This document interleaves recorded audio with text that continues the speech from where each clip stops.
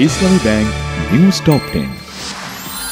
জাহাঙ্গীরনগর বিশ্ববিদ্যালয় কেন্দ্রীয় ছাত্র সংসদ জাকসু নির্বাচনে শেষ হয়েছে 25টি হল সংসদের ভোট গণনা। ফলাফল ঘোষণায় নজিরবিহীন বিলম্বে ক্ষোভ শিক্ষার্থীদের।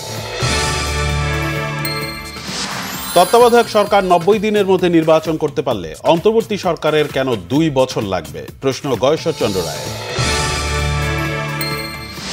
প্রাতিষ্ঠানিক কাঠামো না তৈরি হলে গণতন্ত্র ঠিক হবে না, মন্তব্য আলী রিয়াজের। রাষ্ট্রকে প্রকৃত গণতান্ত্রিক রূপান্তরের মাধ্যমে ফ্যাসিবাদের পথ রুদ্ধ করতে হবে বলেছেন সালাউদ্দিন আহমেদ।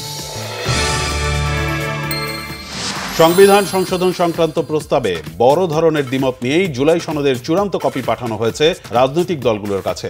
বাস্তবায়ন নিয়ে হতে পারে জটিলতা।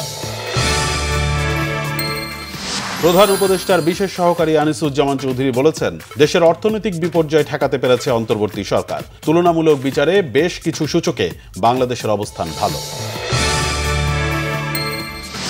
নেপালের অন্তর্বর্তীকালীন প্রধানমন্ত্রী সুশীলা কার্কিকে অভিনন্দন জানিয়েছেন প্রধান উপদেষ্টা ডক্টর মোহাম্মদ ইউনূস। গতকাল শপথ নেন সুশীলা কার্কি। নেপালে ভেঙে দেওয়া হয়েছে পার্লামেন্ট। অন্তর্বর্তীকালীন প্রধানমন্ত্রী হিসেবে শপথ নেওয়ার পর পার্লামেন্ট ভেঙে দেন সুশীলা কার্কি। আগামী বছরের 5ই মার্চ নির্বাচনের তারিখ ঘোষণা।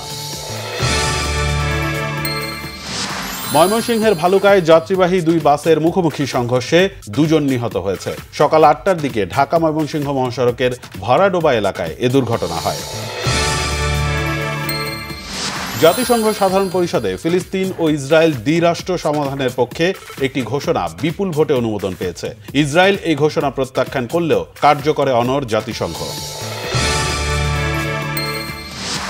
আজ শ্রীলঙ্কাকে হারালেই সুপার 4-এ উঠবে বাংলাদেশ। প্রথম ম্যাচে হংকংয়ের সাথে জয় পাওয়ায় এগিয়ে টাইগাররা।